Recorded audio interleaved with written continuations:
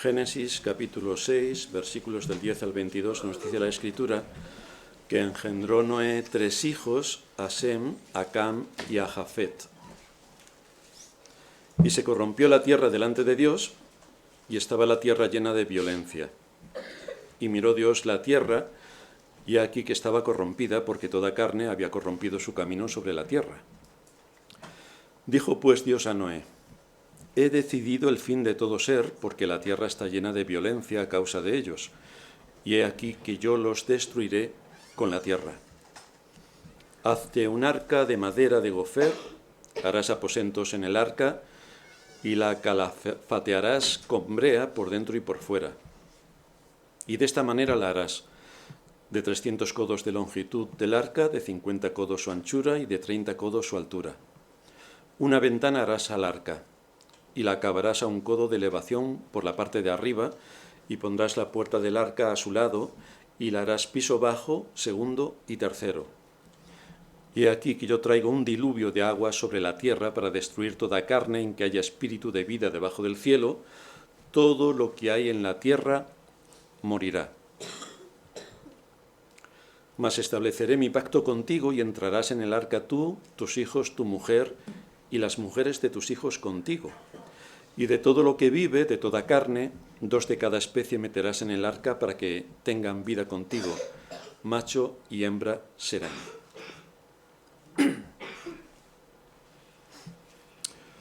Como todo el mundo sabe, hoy vivimos en una sociedad progre. Esto es fantástico. Es tan progre que lo que pensaban y hacían los hombres de hace 4000 años, es decir, Sodoma y Gomorra, es lo que hoy se vende como la forma de vida moderna. Menos mal que esto es progresía. Pero podemos decir sin ninguna duda que nuestra sociedad tan progre es bastante similar a la sociedad en la que vivió Noé. En ambos casos, la sociedad está completamente corrompida, hasta los tuétanos. Nosotros tenemos alguna idea de la corrupción que hay, pero solamente es el 1 por millón de lo que hay. Podemos identificar al menos 7 aspectos contrarios a la verdad que hay en nuestra sociedad y que también había en la sociedad en los tiempos de Noé. El primer aspecto: ateísmo y negación de Dios. Se niega la existencia de Dios por todas partes, por supuesto desde el poder, y se promueve una visión materialista del mundo. Esto es lo que tenemos, esto es lo que vemos, lo que ven nuestros ojos es la realidad, no existe ninguna realidad más allá. Entonces no sé por qué creen en el software y en el wifi y en todas estas cosas, porque según ellos eso no tendría que ser creído, pero sí que se lo creen eso. Romanos 1:20 nos dice que los hombres, habiendo conocido a Dios, no le glorificaron como a Dios ni le dieron gracias, y profesando ser sabios, muy progres, se hicieron necios. El segundo aspecto es humanismo. Bueno, el humanismo, si eres cristiano humanista, es lo mejor que tienes para irte de cabeza al infierno sin que te enteres. El humanismo enseña que el hombre es el centro de la existencia y que al final Dios es irrelevante para la vida. Niegan la autoridad de Dios sobre la moral, sobre la política y sobre la cultura, porque está el hombre. Pero Proverbios 14:12 advierte: hay caminos que al hombre le parecen derechos, pero su fin es camino de muerte. En tercer lugar, hay relativismo moral. Y esto sostiene que no hay verdad absoluta y que cada persona define su propia moral y su identidad. Yo puedo ser chico, chica, chique, jirafa, león, buitre, lo que quiera.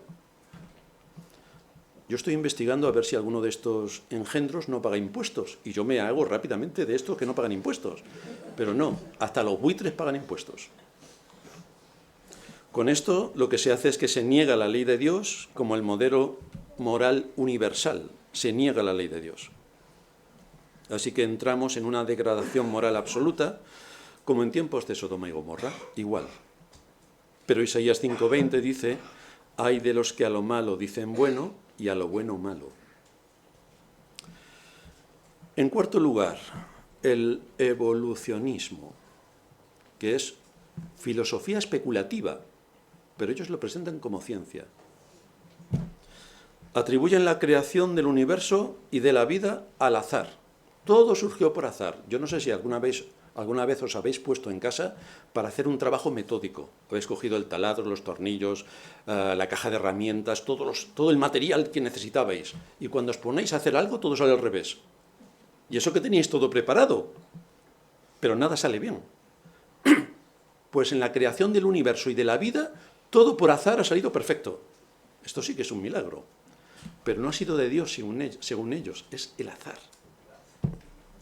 Pero Génesis 1.1 dice, en el principio creó Dios los cielos y la tierra. Y en Romanos 1.25 se nos dice que cambiaron la verdad de Dios por la mentira, honrando y dando culto a las criaturas antes que al Creador. En quinto lugar, sincretismo religioso y nueva espiritualidad. Y aquí se promueve la idea de que todas las religiones son iguales. Todas las religiones buscan el bien, todas nos llevan a Dios. Por lo tanto, niegan la exclusividad de Cristo como el único camino a Dios.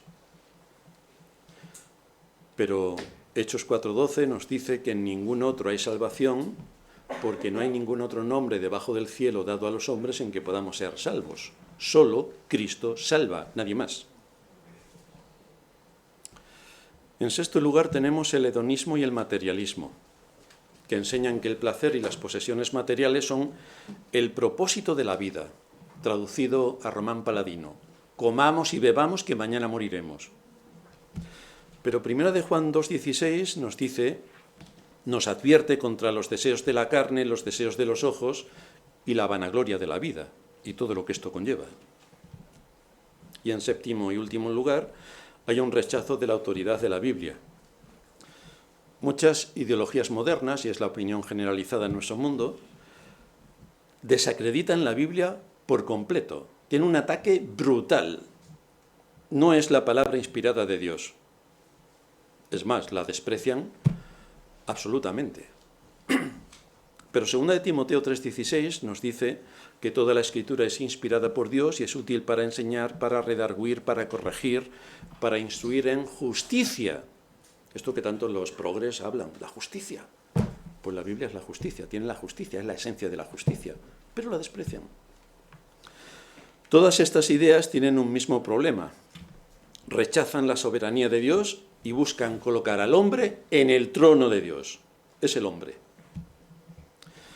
Con un entorno semejante, Dios se dispone a ejecutar un juicio universal, pero a la vez detrás de este juicio que anuncia sobre que raería de sobre la faz de la tierra toda carne, vemos también la bondad de Dios para con el hombre conforme a la promesa que le fue dada a Adán y a Eva. En Génesis 3.15 nos dice la Escritura, pondré enemistad entre ti y la mujer y entre tu simiente y la simiente suya. Esta te herirá en la cabeza y tú le herirás en el calcañar. De manera que esta promesa tendría que cumplirse a lo largo del tiempo. Dios no iba a dejar su promesa sin cumplir. Por la información que nos aportan el resto de las Escrituras, sabemos que esta simiente de la mujer se refería a Cristo y que fue Él quien hirió la cabeza de la serpiente al resucitar, venciendo a la muerte, venciendo al pecado y venciendo a Satanás, a quien le asestó un golpe mortal. Pero para que esta promesa se cumpliera, y Dios ya había dicho que iba a traer juicio sobre la tierra, iban a morir todos los seres vivientes, para que esta promesa se cumpliera, Dios llamó a Noé y lo puso como eslabón entre un mundo que estaba perdido por su corrupción y una esperanza de vida que vendría en la persona de Cristo. En Noé encontramos a un hombre que fue favorecido junto a su familia. Y esto es importante que no lo perdamos de vista. Fue favorecido junto a su familia. El versículo 8 de este capítulo 6 nos ha dicho que Noé halló gracia ante los ojos de Dios. Esta fue la base de la aceptación que tuvo Noé delante de Dios. Aunque ya dijimos en un sermón anterior que esto no era porque Noé tenía unas cualidades especiales, era buena persona, se preocupaba por los demás, y entonces Dios dijo, mira qué buena persona es esta, la voy a llamar para la salvación. No, no fue esa la razón. El asunto es que fue por gracia, por medio de la fe, por la que Noé fue hecho hijo de Dios. No es algo que Noé tuviera o aportara, es algo que Dios tenía y Dios aportó, la fe. Esto es lo que vemos también en todos los que Dios ha llamado a la salvación y que le da los recursos necesarios para ejercitar esa fe. Por ejemplo, ¿cómo se evidencia la fe de Abraham? En su obediencia, porque ya recordaréis cómo Dios le mandó que fuese a sacrificar a su hijo, y Abraham fue a hacerlo. Luego Dios detuvo su mano, pero Abraham obedeció.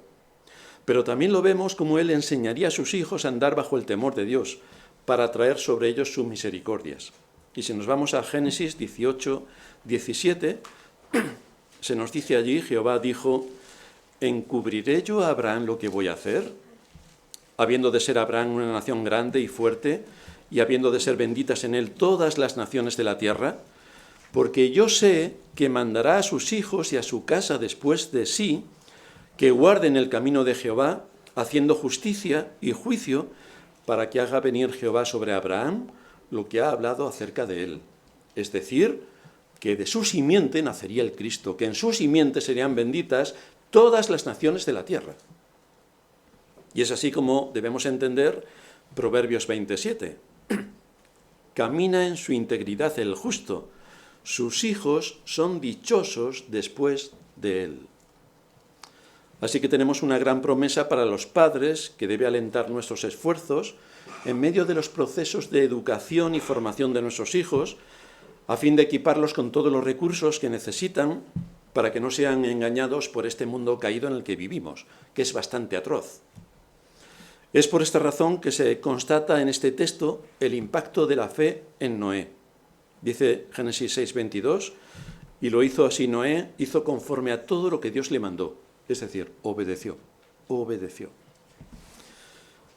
Esto tuvo repercusiones directas sobre su familia, porque estar bajo el temor de Dios no solamente le sirvió para frenar la influencia de este mundo adverso y degradado, sino que también le llevó a educar a sus hijos en el temor de Dios. Y en esto vamos a estar introduciéndonos hoy. Hoy veremos 4 aspectos. El primero, guiando a los hijos. El segundo, principios de autoridad. El tercero, principios de obediencia. Y el cuarto, beneficiando a tu generación. Así que vamos a ver el primer punto, guiando a tus hijos. Porque lo que se desprende de nuestro texto es que los 3 hijos de Noé, Sem, Cam y Jafet, permanecieron bajo su guía y estuvieron a su lado durante todo este tiempo preparatorio para el juicio que se avecinaba. Nosotros decíamos, bueno, mis pobres hijos, en el mundo en el que viven, pues en el mundo en el que viven igual vivían los hijos de Noé. Todo el mundo estaba en contra de ellos. Vivían en una generación perversa. Sodoma y Gomorra estaba más o menos a la altura de lo que allí se estaba practicando. Esto implicó que de acuerdo a lo que Noé le fue enseñando a sus hijos desde su más tierna infancia, sus hijos asumieron su papel distintivo como creyentes, se casaron no conforme a la corriente de aquel mundo, no según sus deseos, sino según los principios de la verdad que sus padres le enseñaron en su hogar para hacerles tener convicciones profundas en contra de lo que todo el mundo estaba pensando. Con lo cual aquí el papel de los padres fue bastante eficaz. Noé tuvo la determinación de que haría lo que estaba al alcance de su mano para que sus hijos no llegaran a vivir ni a asumir lo que toda aquella sociedad asumía. Esto le llevó a mantener principios de integridad delante de Dios en la enseñanza que impartió en su hogar y que luego dio como fruto el que sus hijos se casaran con mujeres de su misma fe. Por eso fueron también salvas, juntamente con Noé. Casarse con inconversos fue la causa para que la verdad de Dios se olvidase, para que el mal del diablo se extendiera en este mundo. Pero Noé mantuvo su posición en medio de esta batalla. No se dejó arrastrar por la corriente del mundo que le rodeaba, y esto tuvo como consecuencias algo importante para él y su familia. Fueron librados de un juicio temporal y fueron librados de un juicio eterno, porque por la fe Noé tomó para sí las promesas. Así que ante este panorama del mundo que nos envuelve, nosotros nos tenemos que preguntar, ¿qué podemos hacer para preservar a nuestros hijos del mal, como hizo Noé? Y la respuesta es bastante sencilla. Prepararlos, equiparlos, enseñarles, guiarles, todos los años que los tenemos en nuestro hogar, antes de que se marchen, porque se marcharán, menos mal, antes de que se marchen y llegue el momento en el que tengan que tomar una decisión muy importante, como es la de elegir pareja. ¿Con quién me voy a casar? ¿Con quién me voy a casar? Ese es el trabajo que hay que realizar con tesón, bajo la guía del Señor y desde la más tierna edad de los niños. Recordad que el problema con el que hay que tratar es que el corazón no sea el que domine la mente, sino que la mente, las convicciones, dominen los deseos, el corazón. Porque si solamente te dejas guiar por los ojos, estás perdido. Es el deseo del corazón. Pero si la mente funciona, el tema cambia. Porque la verdad no la van a vender. Tenemos que implantar principios claros en la mente de los hijos para que quien dirija sea la mente, no el corazón. Todo parte de establecer en la mente de los niños lo que nos enseña la Escritura. Por ejemplo, en Efesios 6, versículo 1, hijos, obedeced en el Señor a vuestros padres, porque esto es justo. Muchos creen que los niños ya vienen con esta disposición.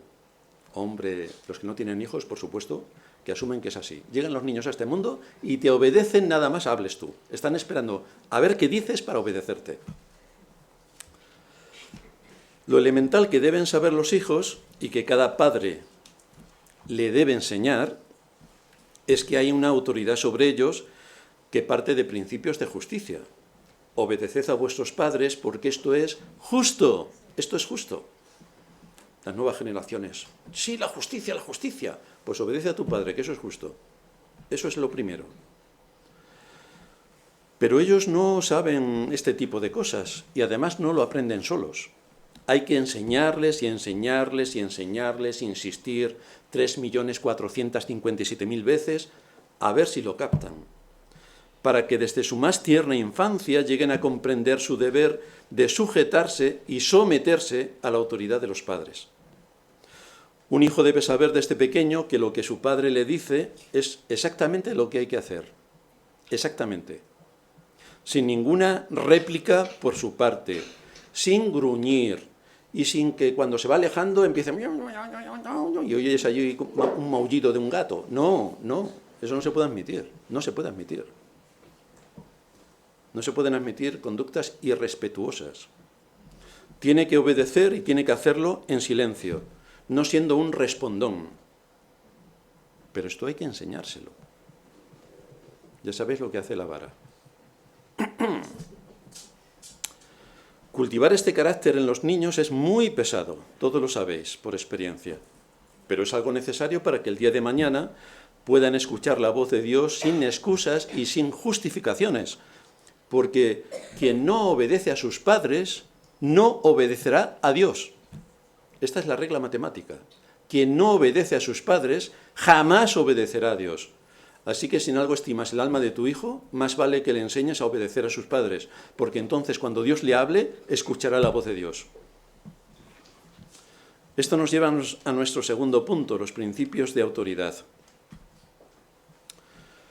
La madre y el padre tienen que honrarse mutuamente, para que lo que diga tanto uno como el otro pueda ser asumido por el niño. Si el padre le dice algo al niño y al niño no le gusta tal cosa, como es evidente, no puede ir corriendo a refugiarse en su madre para que su madre le diga que sí, cuando su padre ya le ha dicho que no, o a la inversa, funciona igual. El niño debe encontrar en los dos una pared por la que no puede pasar. Si la madre o el padre dice, esto es así, y tienes que hacer tal cosa, esto es así y no se puede cambiar. Así que el niño debe saber que da igual si va al padre o a la madre, es que esto es así. Si no están de acuerdo el padre y la madre con alguna situación, tienen que resolverlo en privado. Pero ante el niño no se puede mantener una discusión, porque entonces ve que el tema está roto y ¿hacia qué lado me voy a ir? Los dos tienen que mantener un frente común. En el momento en el que este principio se rompe, el niño ve la forma y el método por el que puede salirse con la suya siempre. Porque aunque el niño es pequeño, no es tonto. Nada, no tiene ni un pelo de tonto. Los niños tienen una inteligencia extraordinaria que si no están bien educados, la utilizarán para manipular a sus padres y acabar haciendo su propia voluntad. En poco tiempo, los padres obedecerán a los niños y nunca los niños a los padres. Si la esposa no ha respetado la decisión de su marido delante de sus hijos, sino que siempre que el marido dice vamos a ir por aquí, la esposa pone pegas para ir por allá, cambiando lo que el marido dice, lo único que hace esta esposa no solamente es deshonrar a su marido, sino quitarle su autoridad. Y además genera una pizca de desprecio de los niños hacia su padre, a la vez que le propone a los niños que el que no hagan caso de lo que dice el padre no es relevante, no es problema, porque no le hagas caso a tu padre. Me tienes que hacer caso a mí, que soy la madre, pero no a tu padre. Es ella la que manda y punto. Esto en el hogar no se puede admitir. Si queréis que vuestros hijos el día de mañana sean hombres y mujeres de verdad. O si queréis seguir la estela que aquí está marcando Noé, cuando enseña a sus hijos y sus hijos hacen exactamente lo que él ha marcado desde la infancia. Así que aquí no vale, queridas hermanas, no vale argumentar que lo que dice tu marido no es lo que tú creías que había que hacer, porque parece que tú tienes más sabiduría que él y sabes por supuesto que las cosas no son así como tu marido dice. O consideras que tu marido está equivocado y que nunca acierta, así que tú tienes que tomar el control de absolutamente todo. Bueno, pues te equivocas de arriba abajo. Porque si te enfrentas a tu marido delante de tus hijos para que se imponga tu criterio, o tu marido siempre te tiene que ceder la última palabra, entonces la equivocada eres tú, porque la autoridad en tu casa, puesta por Dios, no eres tú, es tu marido. Esto lo debes aceptar si eres creyente. Si no eres creyente, pues puedes hacer lo que te dé la gana en todo. Pero si eres creyente, estos son principios que tienes que aceptar. Aquí no estamos hablando de si tu marido lleva razón o la llevas tú, porque la autoridad, según la Biblia, es tu marido. Por lo tanto, cuídate en público de deshonrarle o de menospreciar su autoridad. Por supuesto que le puedes decir todo, en privado. No ante otros, aunque sean tus hijos. El que sean tus hijos no te da carta abierta para que delante de ellos os pongáis a discutir sobre temas de cómo hay que educar a los niños, o qué le permito o qué no le permito, o yo digo que sí, yo digo que no. Hay padres, y me refiero a los hombres, que saben que esto debe ser así, pero han llegado hasta tal punto que tienen miedo de ejercer su autoridad. Tienen miedo de sus hijos o tienen miedo de su esposa, que es peor, que siempre contradice lo que él está diciendo. Da igual lo que diga, da igual. En este contexto hay muchos hombres que han renunciado a asumir su papel como padre de familia en sus casas y no enseñan a sus hijos que hay una autoridad superior a ellos, por temor a los enfrentamientos tanto con sus hijos como especialmente con su esposa. Así que mejor que haga lo que le dé la gana, para no tener enfrentamientos diarios. De manera que dejan que los niños hagan conforme a sus propios deseos, porque al menos así evitan una guerra cada día. Pero no sé si desistir de este deber trae algún beneficio delante de Dios. Más bien diría que todo lo contrario, que estás cavando la fosa para tus hijos. En todo caso, cada padre debe saber que si no cumple con su deber, más pronto que tarde, verá el lamentable estado y resultado de su conducta y luego no puede quejarse de por qué mis hijos son así, por qué mis hijos no quieren ir a la iglesia, por qué mis hijos, por qué mis hijos, por qué mis hijos. Pues a lo mejor mirándote un rato al espejo, sabes por qué. Una dirección correcta en este asunto es vital por amor al alma de tu hijo, para que cuando crezca no tome la decisión más importante de su vida, que es la de casarse, en base a sus deseos y caprichos, sino que haya aprendido a escuchar el consejo, que tiene que escuchar el consejo de sus padres. Y si eres creyente y estás integrado en una iglesia, tienes que escuchar el consejo de tu pastor, porque a lo mejor te dice que con aquella persona con la que piensas casarte no es la persona que a ti te conviene, y tienes que estar preparado para esto. Dice el libro de Proverbios, capítulo 1, versículo 8, «Oye, hijo mío, la instrucción de tu padre y no desprecies la dirección de tu madre». Proverbios 6, 20, «Guarda, hijo mío, el mandamiento de tu padre y no dejes la enseñanza de tu madre». Proverbios 15, 20, «El hijo sabio alegra al padre, mas el hombre necio menosprecia a su madre».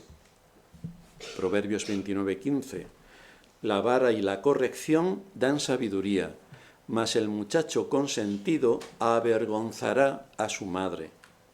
Proverbios 30, 17. «El ojo que escarnece a su padre y menosprecia la enseñanza de la madre, los cuervos de la cañada lo saquen y lo devoren los hijos del águila», porque no hay nada más pernicioso que un hijo desobediente que hace lo que le da la gana y tiene el hogar patas arriba. Así que todo esto se corrige cuando los niños son pequeños. Cuando tienen ya 47 añitos, como ahora en las casas se quedan hasta esa edad, cuando tengan 47 añitos no lo vas a poder corregir. Pero si tienen un año, sí. Y si tienen meses, también. Porque aunque tengan meses, el cerebro les funciona perfectamente. Y tienes que saber, de acuerdo a su edad y su capacidad, cómo tienes que guiar su conducta para guardar su alma. En tercer lugar, vamos a ver principios de obediencia. ¿Cómo pudieron los hijos de Noé someterse a unas directrices tan severas y que parecían absurdas? Parecían absurdas. Vamos a construir un arca, porque me lo ha dicho Dios. Un arca. Porque va a venir un diluvio. Primera objeción. Nunca ha llovido. Esto es bastante absurdo. ¿Qué vamos a hacer si nunca ha llovido? Si en nuestra experiencia, en lo que pasa en el mundo, todo lo que nosotros conocemos, llevamos ya, fijaos, en aquel tiempo vivían casi un milenio, si esto fuera en nuestros días, nos hubieran matado de todas formas porque no nos iban a estar pagando la jubilación tanto tiempo. Pero vivían casi un milenio y en toda la secuencia histórica que ellos tenían de la vida suya y de sus antepasados, jamás había llovido. Aquello era absurdo. El asunto es que estos son los principios de obediencia con base a la fe para desmontar el mundo engañoso en el que vivimos. El que algo no haya pasado nunca no quiere decir que no vaya a pasar. Hay que trabajar, por tanto, con nuestros hijos para que sepan, a medida que vayan creciendo, que su corazón, que su voluntad y que su deseo no es lo definitivo, que ellos no mandan, no tienen gobierno sobre su vida. Hay otro que gobierna, que es su padre. Tienen que pedir consejo a sus padres, escuchar el consejo de sus padres. Hay una palabra de Dios que atender, aunque cueste, y siempre cuesta. Siempre lo que nos enseña la Escritura nos cuesta muchísimo.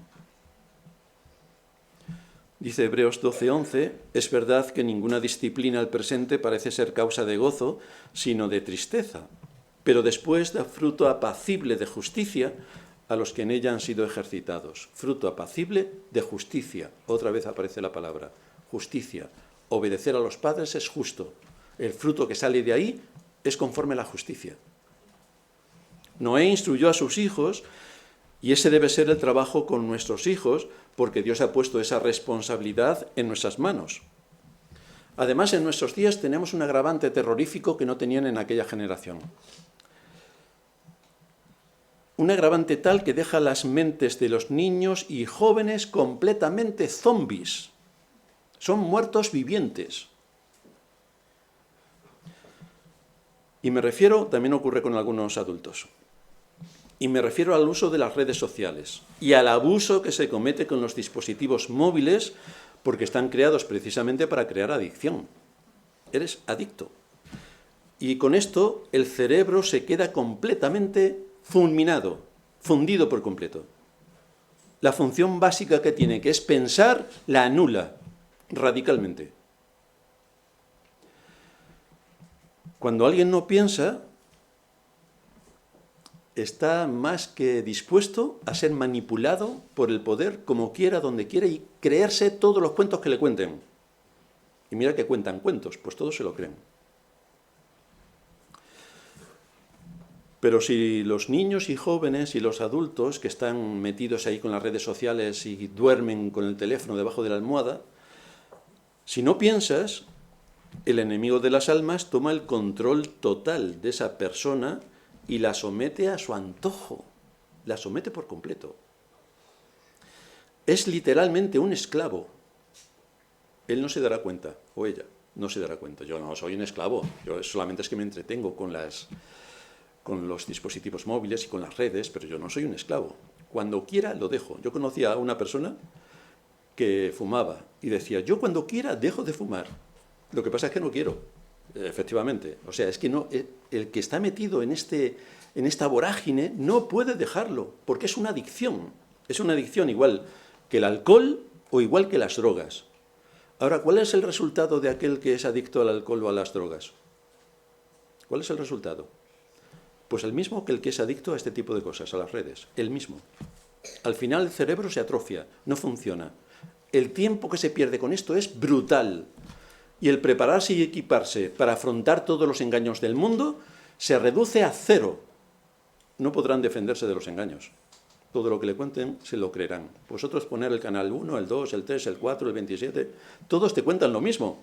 Se podían ahorrar tanto para poner un solo canal, pero no. Todos te cuentan lo mismo, es decir, la misma mentira con distintos colores. Pero es una mentira colosal. Pues así estamos. Así que los padres de nuestros días se enfrentan a este terrible monstruo que incapacita a sus hijos para el desarrollo natural de su mente, de sus afectos y de su voluntad. Les regalan el dispositivo móvil como algo excepcional para premiarles, pero no saben que más bien es un arma mortal de Satanás para arrancar de ellos todo su potencial a nivel físico, a nivel mental y a nivel espiritual, porque los dejan secos. Al abusar de esta manera desde tan temprana edad, a los niños nada más les satisface, nada más, nada más. Pierden el tiempo inútilmente, no son de provecho ni para sí mismos ni para su generación, y esto traerá condiciones de vida de semiesclavitud, produciendo en sus mentes la gratificación de pasar horas y horas y horas en modo zombie. Por eso dicen, no tendrás nada y serás feliz. Te darán un móvil y el hombre más feliz de la tierra. Fantástico. Eres un esclavo. Pero no se han dado cuenta. Y lo bien que se vive de esclavos. Acordaos que lo que cuenta la historia de los esclavos americanos, que a muchos de ellos los dejaron en libertad y dijeron, no, de libertad nada, yo sigo siendo un esclavo que tengo casa, comida y no me tengo que preocupar de nada más. Y me tratan bien. Así que prefiero seguir siendo un esclavo. Pues bienvenidos al mundo de los esclavos. Así que si no le has dado todavía a tu hijo un teléfono móvil, no se lo des. No se lo des. Hasta que sea mayor de edad o tenga ya 39 años. Si necesitas estar en contacto con él, por si le pasa algo, es como cuando nosotros éramos jóvenes. Nuestros padres todos nos daban 7 teléfonos a cada uno por si nos pasaba algo. Vamos, si nos pasaba algo, pues te morías o te pasaba cualquier cosa. Pero hasta que no llegabas a tu casa, nadie se enteraba de nada. Y como te fueras de viaje, le escribías una carta a mano, la echabas al buzón, una semana después la recibía y ponía, estoy bien, estupendo. Pero ahora no, ahora necesitamos el instante. Así que si necesitas el instante, le regalas un teléfono tonto, que quiere decir, sirve para llamar, ya está. Entonces, eso es lo que le debe estar. ¿Quieres mantener el contacto con él por si le pasa algo? Pues le das un teléfono tonto. Están los teléfonos inteligentes, que son las armas de Satanás, y el teléfono tonto, que es tonto. Pues dale un teléfono tonto, para que esté en contacto contigo, y que no se meta en las redes, porque entonces acabarás con su vida. Eso es por tu bien y por el de su alma. Por otro lado, los padres deben enseñar a sus hijos a dar la debida importancia y respetar los medios de gracia que Dios ha establecido para edificarles espiritualmente. Por eso están aquí en la iglesia también con nosotros. Hoy están aquí atendiendo y diciendo, madre mía, con lo que ha hecho el pastor, Ya no me compra mi padre un teléfono hasta que me vaya a hacer el servicio militar. Y como no hay servicio militar, hasta que me jubile. Pues sí, así es. Tenemos que enseñarles cuáles son los medios de gracia que Dios pone a su disposición. El niño debe ser instruido en la oración. Todas las noches debemos orar con ellos, cuando son pequeños, porque le tenemos que hacer que tengan este hábito. Todas las noches, o al menos yo lo hacía con Anaís, en la cama, los dos de rodillas, orando. Pero eso lo tienes que hacer con tus hijos. Lo tienes que hacer todas las noches. Los hijos deben ser agradecidos con su maestra de la escuela dominical, que se está preparando en las clases para cuando es el turno, y aprenden de ella. Tienen que ser agradecidos a lo que desde la escuela dominical se le imparte. Los niños tienen que ser agradecidos al pastor por toda la enseñanza que se expone, aunque ellos cuando llegan ya sabemos que ponen el tema en off y no se enteran de nada, pero luego los padres en su casa, vamos a ver qué hemos aprendido hoy en el sermón, que tomen apuntes del sermón, de los puntos, para luego comentarlos en casa. Ellos tienen que aprender todo lo que enseña la palabra de Dios, porque esto es también un medio de gracia, por los que ellos también serán bendecidos en el futuro, por el medio que van a aprender a conocer el mundo y sus engaños, el medio por el que van a conocer a Dios y la salvación que tenemos en Cristo. Por todo esto debe ser agradecido el niño, y esto se lo tienen que enseñar sus padres, porque los niños no lo saben, hay que enseñarlo. No podemos transmitir la salvación a nuestros hijos, pero sí que podemos enseñarles y disponerles de forma favorable hasta que ellos aprendan y sepan qué es lo que el mundo ofrece y qué es lo que Cristo ofrece. Ellos lo tienen que saber, lo tienen que conocer. En cuarto lugar, ¿cómo podemos beneficiar a nuestra generación? Lo que vemos, según la Escritura, es que Dios le ha dado dones a todos los hombres, a todos, creyentes e impíos. Todos los hombres tienen dones. Trabajando con nuestros dones hacemos que la sociedad funcione. Todo funciona por todos los dones que Dios ha repartido a los hombres. Esta es la gran tarea que Noé tuvo que atender. Dios le mandó construir un arca, no un barco, no, un arca. ¿Os habéis preguntado por qué aparece aquí esta palabra arca? Porque cuando vemos las películas o vemos los dibujos que aparecen sobre el diluvio, aparece un transatlántico. Pero esto no es lo que dice la Biblia. Esto es lo que pasa cuando vemos películas que tienen que ver con temas bíblicos. Que se nos queda la imagen y luego a nosotros nos dicen, dibuja un arca para los niños y dibujamos un transatlántico. Pero esto no es lo que dice la Biblia. Dice un arca. Un arca.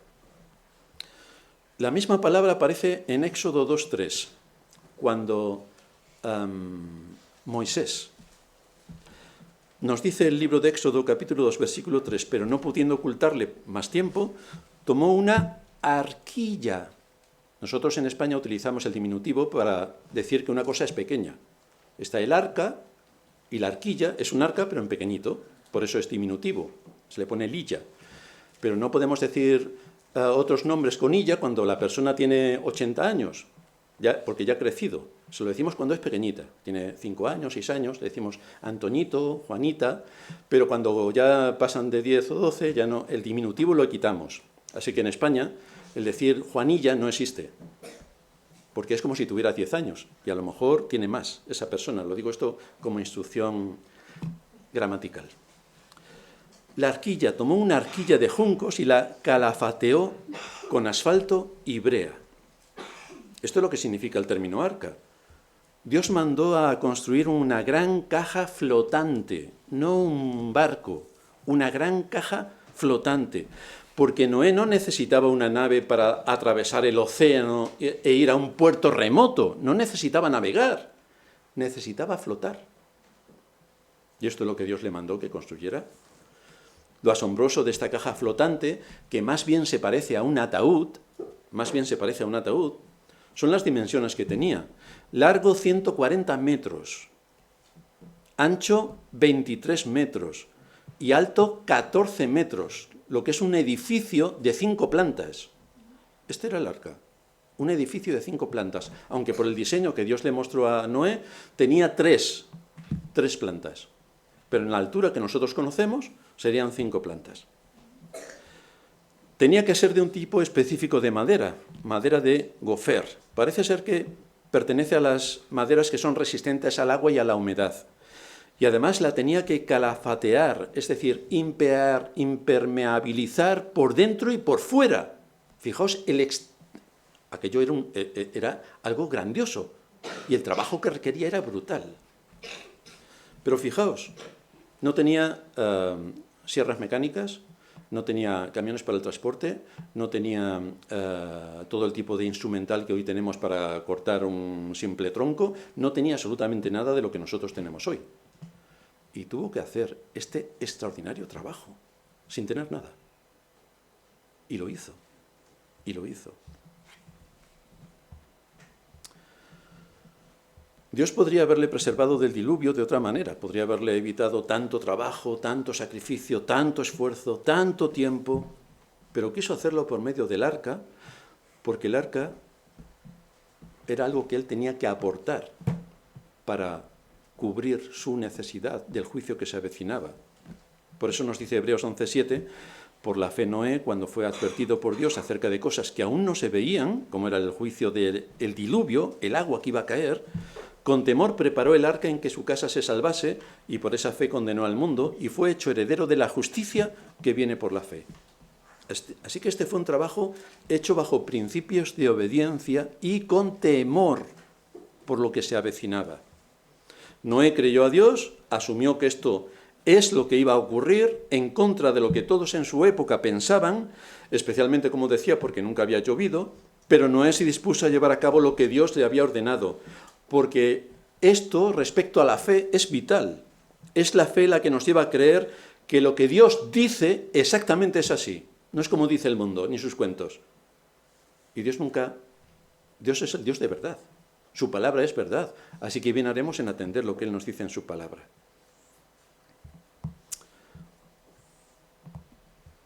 ¿A qué conclusión nos lleva todo esto? ¿Nosotros tenemos alguna responsabilidad con los mandatos que Dios nos ha dejado en la Escritura? O para ser más preciso, ¿nosotros tenemos que construir algún arca? A Noé se le dijo que él y su familia se salvarían, pero tenía que ocuparse en la preparación del arca. Y en Hebreos se nos dice que lo hizo con temor. Y nosotros tenemos que preparar algún arca. Tenemos que preparar algún arca para nuestra familia. Tenemos que ver cómo proteger a nuestra familia de todo lo que está ocurriendo en el mundo que nos rodea, que es similar al mundo en el que vivió Noé. Es similar. Nosotros pensamos, pobres nuestros hijos que están desprotegidos. Igual de desprotegidos estaban los hijos de Noé. Pero Noé fue firme en la educación de sus hijos. Y los resultados es que ellos, sus mujeres, su esposa y él, fueron al arca. Subieron en el arca. Pero hay algo interesante que nos muestra aquí nuestro texto. La gente de aquel tiempo no creyó absolutamente nada de lo que Noé les anunciaba respecto a aquel juicio severísimo. Al igual que hoy, la gente niega la realidad de Dios, desprecia a Dios y, por supuesto, si le hablas del juicio final, creen que es una película de Hollywood. No creen en el juicio final porque no creen en Dios. Pero en aquel tiempo llegó el día del diluvio y de la misma manera también en nuestro tiempo llegará el día en que esas advertencias que la Escritura nos habla acerca del fin del mundo y de la venida de Cristo también se cumplirán, como se cumplió en tiempos del diluvio. Fijaos que Noé estuvo 120 años predicando sobre este juicio. 120 años predicando. Y solo se salvó su casa. Así que, si a través de nuestro esfuerzo, y tenemos ahí al equipo de evangelización y todo lo que sale en las redes y todas las personas que vienen y nos visitan en la iglesia, si a través de nuestro esfuerzo Dios llama a un solo pecador, merece la pena. A uno solo. Así que todo el esfuerzo que hagamos no es en vano. Trabajamos construyendo un arca que tiene perspectivas eternas, que va en dirección a la eternidad. Pero hay un significado más de fondo cuando estudiamos el arca, porque no solamente era un refugio físico, sino que el arca también apunta a Cristo. También apunta a Cristo. El arca tenía una sola puerta, y Jesús es la única puerta por la que se llega al cielo. la única. No hay otro nombre debajo del cielo dado a los hombres. La única puerta es Cristo. El arca fue un refugio del juicio, pero Cristo también es nuestro refugio del juicio. En Él estamos refugiados y cuando venga el juicio final, todos los que están en Cristo Jesús no tendrán ningún problema. Él soportó la maldición de Dios sobre el pecado para que nosotros, que éramos los culpables, obtuviéramos el perdón. Así que Cristo es nuestro refugio. El arca también estaba cubierta con brea, que es símbolo de expiación, y Cristo nos cubre con su sangre y nos declara justos y sin mancha. No hay nada que la sangre de Cristo no pueda limpiar. Esto es lo que nos anuncia la Escritura. Todos los pecados que hayamos cometido en Cristo son limpiados. Él derramó su sangre en propiciación por su pueblo. Por eso dice la Escritura que ninguna condenación hay para los que están en Cristo Jesús. Todos los que entraron en el arca se salvaron. Todos los que están en Cristo se salvarán de la condenación eterna. Y esto es lo que anuncia la Escritura. Esto es lo que hay en el telón de fondo de esta historia de Noé con el arca. Este es nuestro gran privilegio, que al igual que a Noé, Dios nos ha dado también el don de la fe para la salvación que es en Cristo Jesús. Pero también nos ha dado la responsabilidad de construir el arca en nuestras familias para protegerlas del terrible mal que las acecha. Y en eso tenemos que trabajar, en la responsabilidad que Dios ha puesto en nuestras manos.